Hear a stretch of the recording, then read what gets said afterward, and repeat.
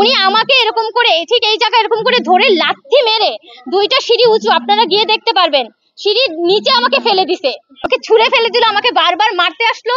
এটা দেখে পাবলিকও ওনাকে তখন বলতেছিল যে আপনি ওনার উপর আক্রমণ করতে চাচ্ছিল, যে আপনি কেন মারতেছেন। উনি উঠে উঠে আমার উপর আক্রমণ করতেছে, আমার ফ্রেন্ডদের উপর আক্রমণ করতেছিল। উনি খুবই জঘন্যভাবে তার গায়ে হাত দেয় এবং তার উপরে যেভাবে আমি এখনো ওর শরীরে সকল আঘাত রয়েছে, সকল প্রমাণ রয়েছে। ফেলে দেওয়ার পরে আমি মানে আবারও উঠে যাই, ওকে আবারও আমাকে ফেলে দিয়ে ওকে আবারও মারতে যায়। তখন আমি আবার ওকে ধরতে যাই, তখন উনি আমাকে আবারও ফেলে দেয়। আমার হাত পা ছিলে গেছে, আমার জামা কাপড়ও ছিলে গেছে, পুরো প্যান্ট পুরো জামা কাপড় ছেঁড়া। তারপরে ওখানে অনেক লোকজন ছিল, ছেলেপেলেরা যারা ছিল, ওনারা আমাকে মারধর দেখে বলতেছে কি আপনি কেন ওই মেয়েটার গায়ে হাত তুললেন, মেয়েটাকে কেন মারতেছেন, ভাই ছেলেটাও তো কোনো দোষ করে নেই, ছেলেটা তো আমাদের সামনেই বলতেছিল যে ভাই আমরা এখনই উঠে যাচ্ছি। তো তারপরে এত ভঙ্গ হয়ে গেলাম, আমার সাথে কিভাবে এরকম আচরণ করতে পারলো। আমরা কোনো নিয়ম শৃঙ্খলা, যদি কোনো রুলস জারি করা হয় তাহলে সেই নিয়ম শৃঙ্খলা বা রুলস জানিয়ে দিতে হয়, বা এখানে বড় করে সাইনবোর্ড আকারে টানানো থাকবে যে 24 ঘন্টা 24 আওয়ার্স বহিরাগত এখানে ঢুকতে পারবে না। এরকম কোন নোটিশ আসলে আমরা কেউ সামনে থাকি কিন্তু আমরা জানি না। এই আপনারা কেন ওঠেন, আমি সাথে সাথেই বললাম যে আমরা এখনই বের হয়ে যাচ্ছি, আমাদের 5 মিনিটও হয় নাই বসছি, যদিও আমরা এখানে বসবো না, আপু অলরেডি উঠে গেছে আমরা যাওয়ার জায়গায়। কিন্তু আমাদের সাথে আরেকজন যে ফ্রেন্ড ছিল, ও ক্ষুধা লেগেছে বেশি, আপু খাইনি, আপুর বিরিয়ানির প্যাকেট এখনো সাথে, মানে ওই ছেলেটা খাচ্ছিল আমাদের ফ্রেন্ডটা, তখন বললো যে খাওয়াটা শেষ, আমি প্যাকেটটা করে আমি উঠে যাচ্ছি।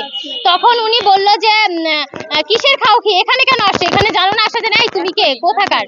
তখন আমি নিজে বললাম যে আমি হচ্ছে ইডেন কলেজের, আমি এখনই এখানে বসলাম, আমি আমার পরিচয়ও দিয়েছি।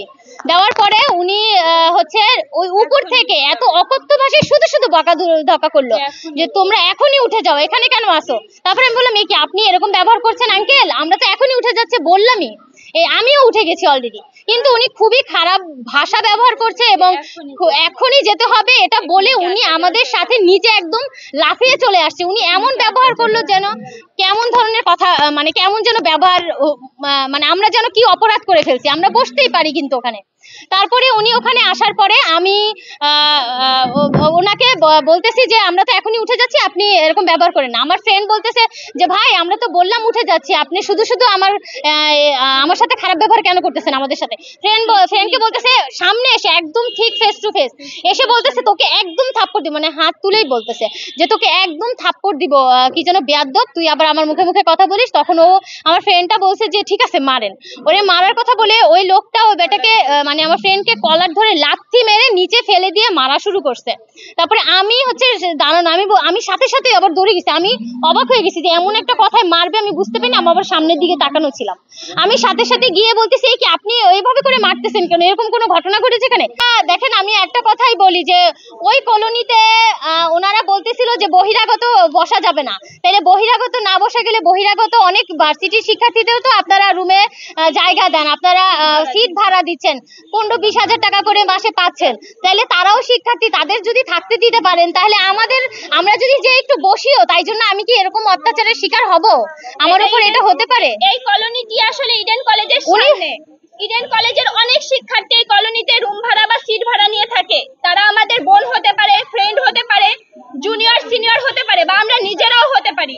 তারা যদি ইনস্ট্যান্ট অসুস্থ হয়ে যায় ওই মুহূর্তে আমাকে কি এলাও করবে না? যদি তখন এলাও করে তাহলে এই সিচুয়েশনে শুধুমাত্র কলোনিতে গিয়ে বসার কারণে আজ আমার এই বোন এইভাবে আমি ইডেন কলেজের সকল আপুদের বলবো যে আপনারা আজকে আপনাদের কারোর সাথে ঘটতে পারতো, কালকে যে ঘটবে না এরকম কোনো বিষয়ই না। আপনারা জানেন না হয়তো, কিন্তু এই সংবাদ সম্মেলনের পর আপনারা সবটা জেনে যাবেন।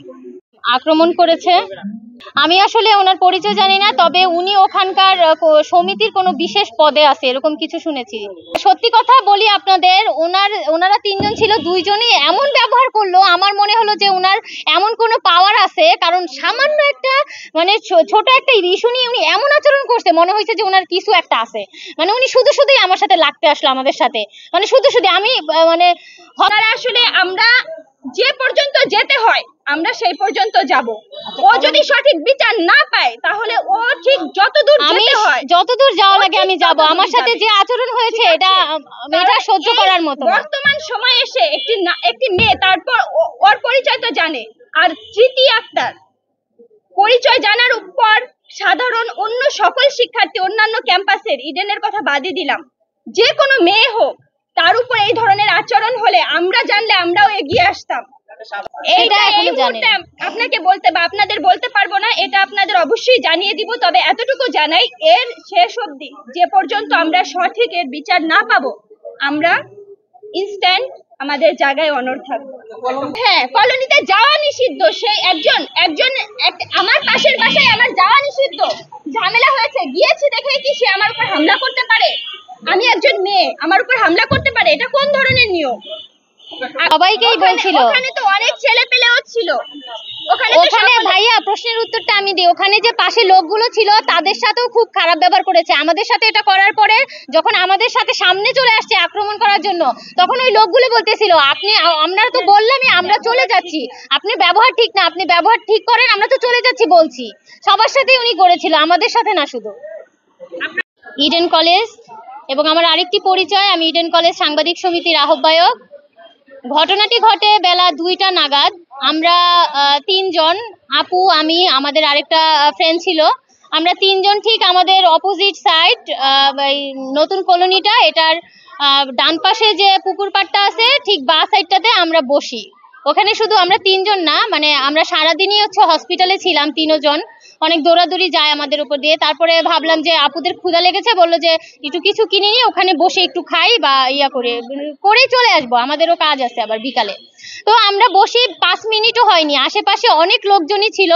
আমাদের ডান সাইডে 8-10 জন ছেলে পেলে ছিল, ওনারা পরীক্ষার্থী, পরে জানতে পারলাম। এই সাইডেও অনেক আঙ্কেল বয়সী বা বাবা মা বয়সী অনেকেই ছিল, ভরাই ছিল লোকজনে। তখন আমাদের পাশে 3 জন লোক এসে, আমরা নিচ সাইডটাতে বসা, উপর সাইডটাতে 3 জন লোক দাঁড়িয়ে কথা বলতেছিল ওই পাশের 8-10 জন ছেলেদের সাথে, যে এই আপনারা কোন বিল্ডিং এর? তারপরে ওনারা বলে আমরা তো বিল্ডিং এর না, আমাদের আসলে পরীক্ষা ছিল। বলতেছে যে তাহলে আপনারা এখানে কি করছেন, এখানে কেন বসে আছেন, এখানে বসা যায় না, জানেন না? তখন ওনারা বলল আমরা তো আসলে জানি না, তবে আমাদের পরীক্ষা ছিল, চাকরির পরীক্ষা, আমাদের আরেকটা পরীক্ষা আছে, সেই জন্য আমরা ওখানে ওয়েট করছি। এবং একটি ছেলে বলল, স্যার আমার তো এখানে ইডেন কলেজের এক টিচার আমার আন্টি হয়, আন্টি বললো তোমরা ওখানে ওয়েট করো, পরীক্ষাটা দিয়ে আমার সাথে দেখা করে যেও, সমস্যা নেই, বসো। তাই বসেছি। তারপর